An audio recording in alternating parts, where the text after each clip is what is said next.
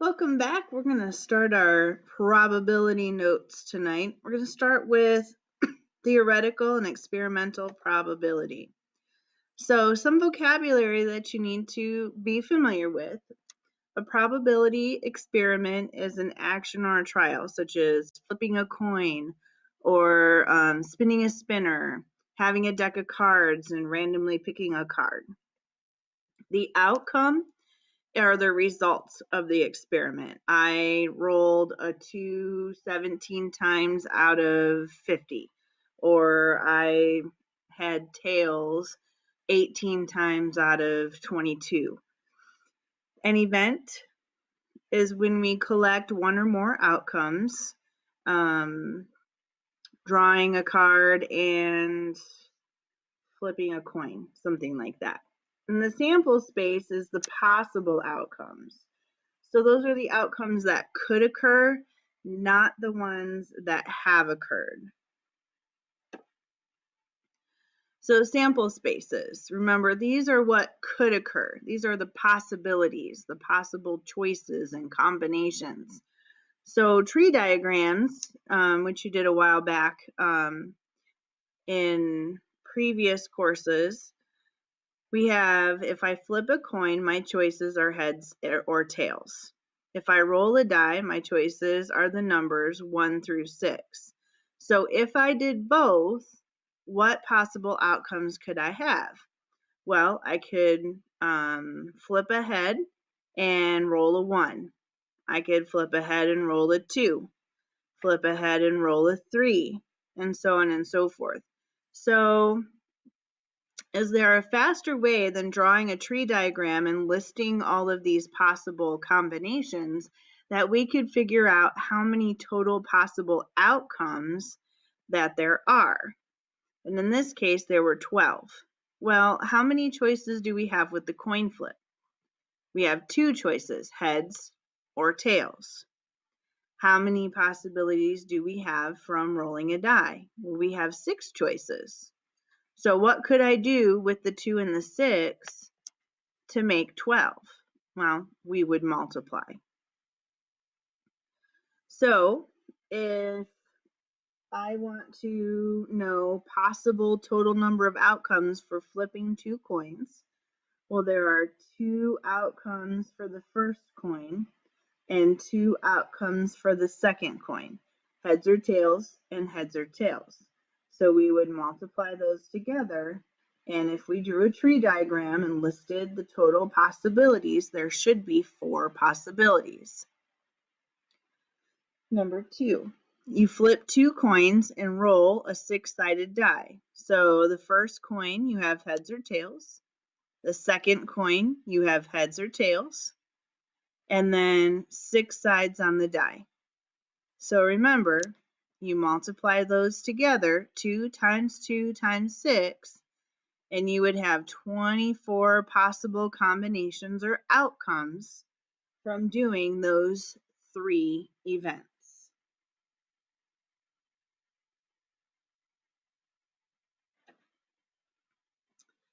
All right, the probability of an event is the likelihood or chances that something will occur. We go from something being impossible to something being certain. So 0% to 100% in probability is going from 0 to 1. So very few things would be either impossible or certain.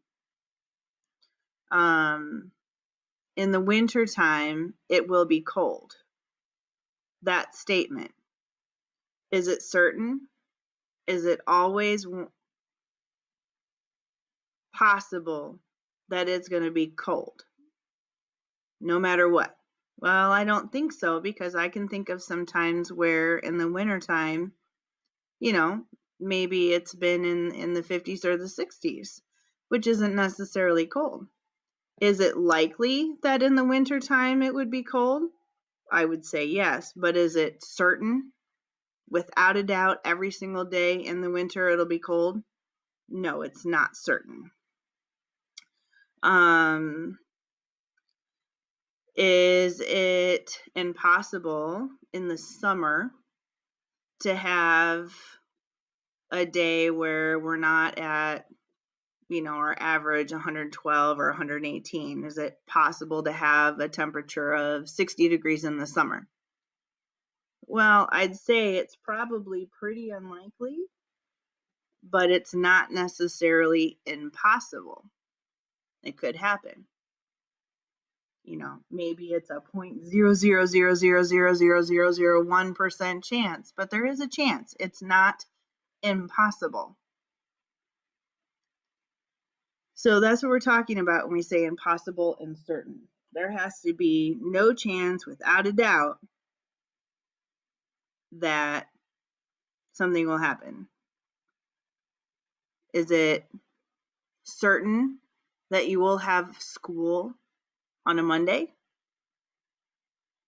No, because we have vacations, or it's the summer, or maybe there's a flood and we can't get to school that day. So it's not certain. It's not 100% that you will have school on a Monday.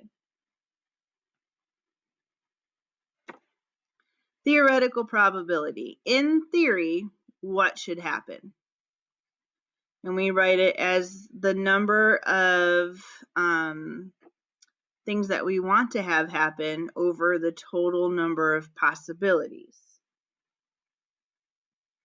So what does that mean? Well, that means if I want to flip a coin and I want it to be heads, well, there's one head on two sides. So that theoretical probability would be 1/2. I have a 50-50 chance of flipping a coin and getting heads. What if I had a spinner and we had green, red, blue, and yellow?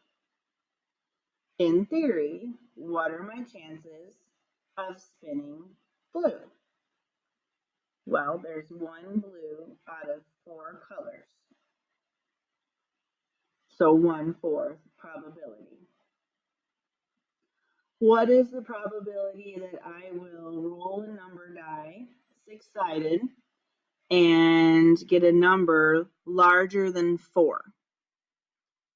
Well, on a die, the numbers 5 and 6 are larger than 4. That's 2 numbers out of 6 total. So that theoretical probability would be 1/3.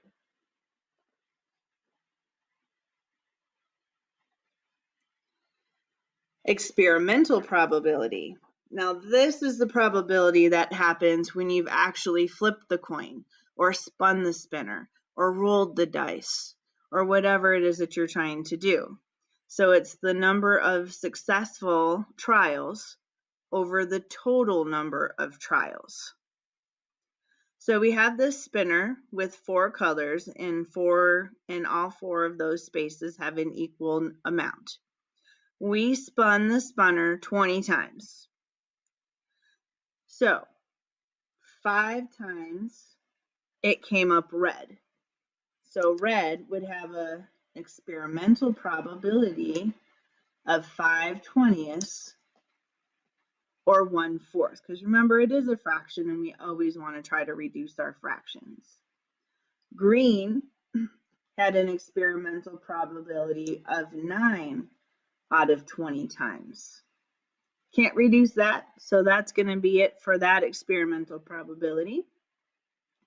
Blue was spun 3 out of the 20 times, and then yellow was also spun 3 out of the 20 times. So it's the number of times the result you wanted came up out of the total number of times that you tried to spin your spinner or flip your coin or whatever else it is that you're doing.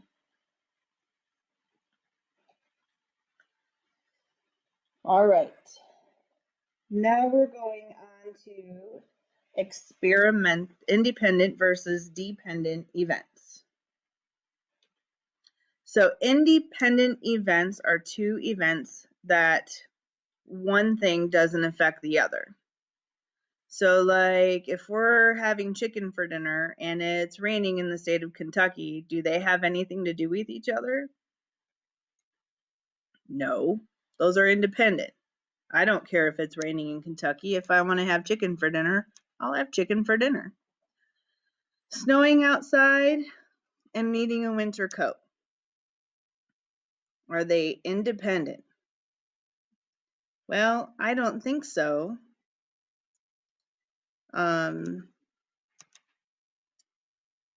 Because I wouldn't wear a coat if it wasn't snowing. So I would call that dependent. Rolling a 6 on a 6-sided die and flipping a tail on the coin. So does what I do with the dice have anything to do with the coin? I don't think so. So I would call that independent. Drawing a 10 of spades without replacement, then drawing a 4 of hearts. Does it change the probability? Well, there are 52 cards in a deck. So I have 1 10 of spades. But it says after I pull out that 10 of spades, without replacement means I'm not putting that card back in the deck. So now how many total cards do I have? Well, I only have 51 cards. Drawing a 4 of hearts is 1 out of 51. Did my chances change of getting a 4 of hearts because I didn't put that 10 of spades back? It did. And so that would be dependent.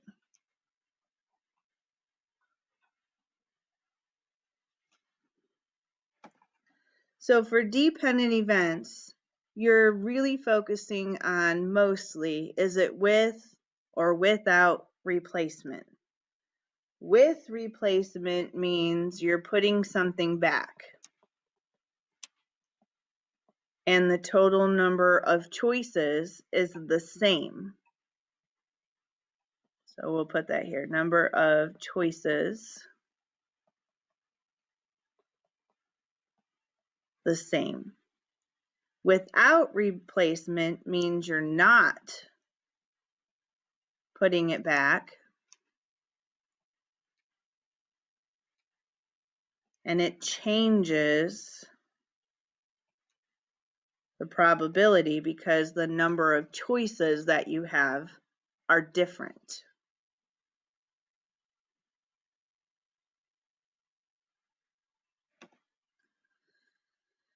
As part of a board game, you need to spin the spinner, divide it into equal parts.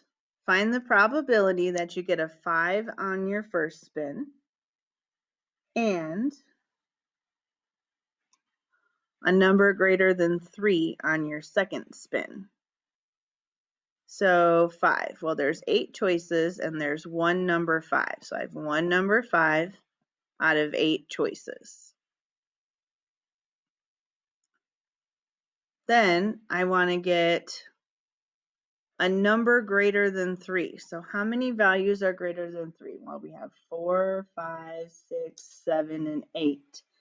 That's 5 choices out of 8 because we can't pull anything off that spinner. So everything here is independent.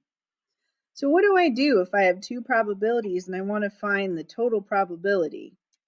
Well, it kind of seems intuitive that you would add them. But in fact, when we're working with probability, we're multiplying. We're always multiplying with our probabilities. So 1 times 5 is 5, and 8 times 8 is 64. So we have 5 out of 64 possibility that we will get a 5 on our first spin and a number greater than 3 on our second spin. Those are our chances. Think about trying to play the lottery. This is some of very basic what they do to figure out your odds. Use the spinner in number 3. Find the probability that you get an even number on your first spin. There's 1, 2, 3, 4 even numbers. So 4 out of 8 for my first spin, which is 1/2. And then a number less than 3 on our second spin. Well, there's 2 numbers less than 3 on this wheel. So 2 out of 8, which I'm going to go ahead and reduce to 1/4. So remember, we're always multiplying. 1 times 1 is 1, and 2 times 4 is 8.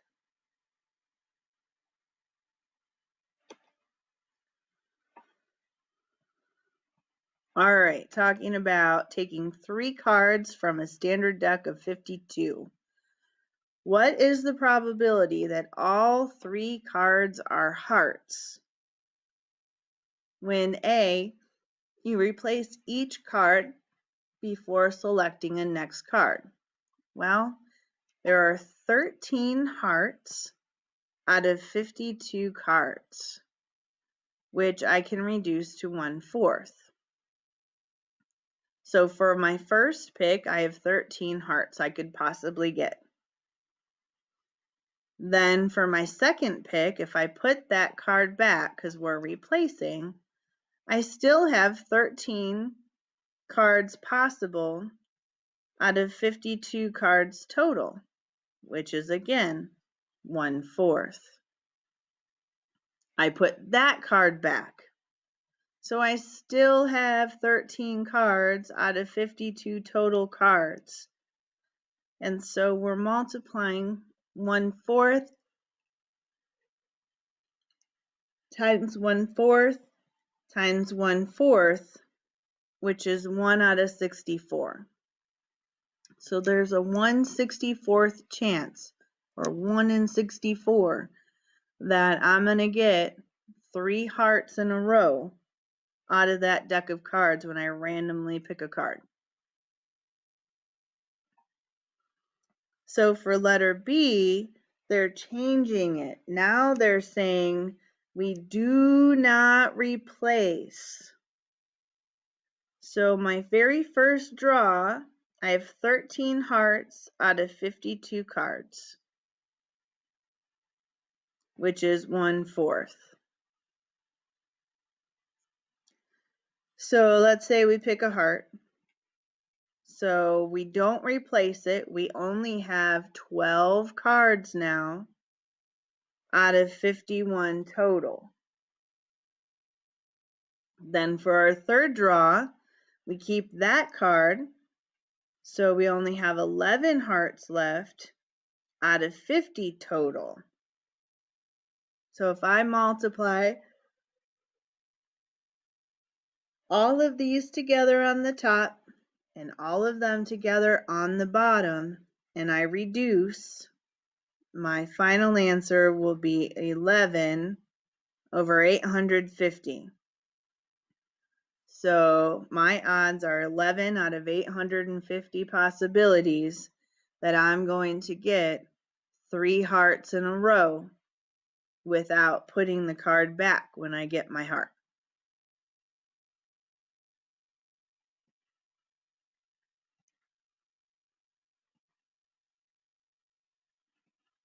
All right, marbles.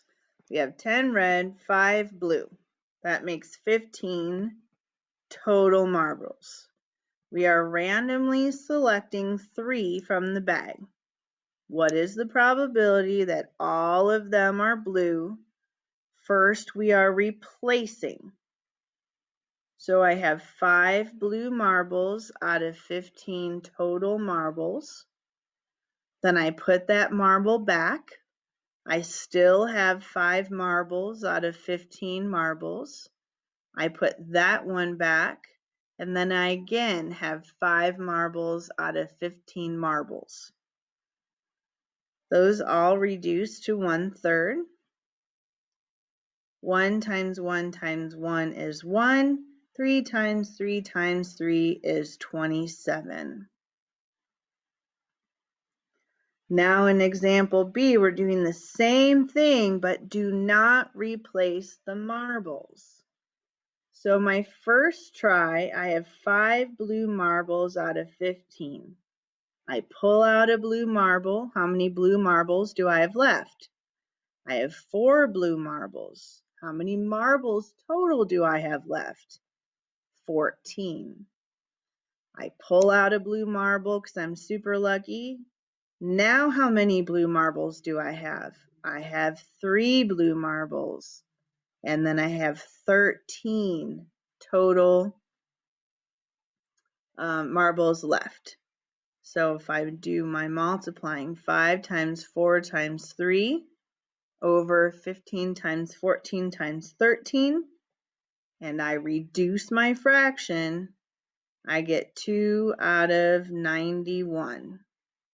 So I have 2 out of 91 are my odds that I'm going to pick 3 blue marbles in a row without replacing. All right, we have one more example, and we are going to work on these tomorrow together in class. Have a great night.